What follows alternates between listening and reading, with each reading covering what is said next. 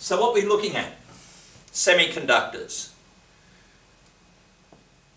Looking at atomic level, EV is electron volts, the energy you need to make an electron move between atoms. If I've got this level, I've got it as a dotted line, which is the minimum amount needed for an electron to swap atoms. An insulator, the maximum energy available to an electron is far less than the amount you need to conduct. So because the electron cannot physically jump easily, the electron can't transmit electricity, it insulates electrically. A conductor, like a metal, the energy of the outside electron in the atom is far in excess of what you need to be able to conduct. Because it's far in excess of what you need to allow conduction to occur, metals conduct electricity easily, because the electrons can swap quite happily. A semiconductor, the energy in the outside shell of the electron, the electrons in the outside shell are just below the energy needed to allow them to swap atoms.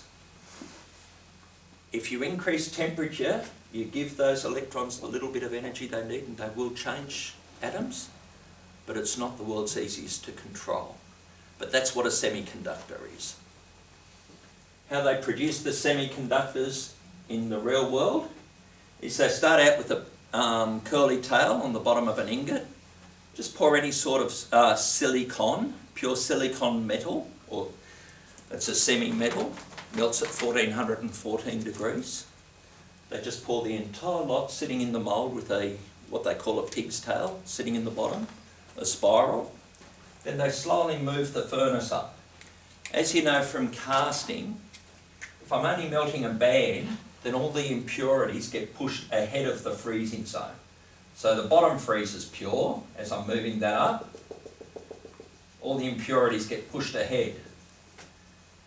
And basically, so that's freezing at, let's go 99.9%, that might be 98%, and all the impurities just keep on getting pushed up into the ahead of the crystal front, ahead of the growth front. So we end up with 99.9%. They cut off the top when it finally gets up here, let it freeze, slice off the top, go back, melt it again, and you end up with 6 nines. 1, 2, maybe even 8 nines. Depends how many times you want to repeat that process. You end up with incredibly pure silicon. That's how they physically produce the silicon to the right levels of purity to allow a computer to occur. Semiconductors, however, work with doping. There's 2 types. There's a p-type dopant and an n-type, positive, negative.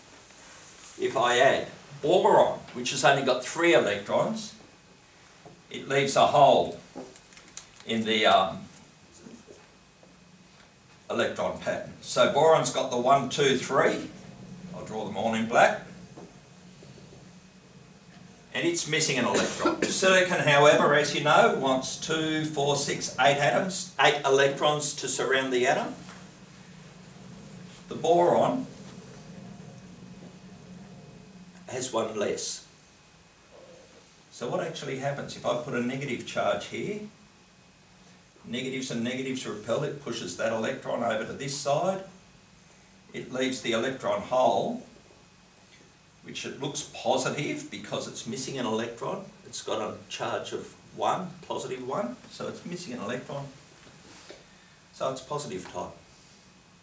If, however, I add phosphorus carefully to this silicon mix, they do it by bombarding it with high purity phosphorus atoms or bombarding it with high purity boron. The phosphorus has got 5 electrons in it. So the phosphorus is sitting there with 1 extra spare electron.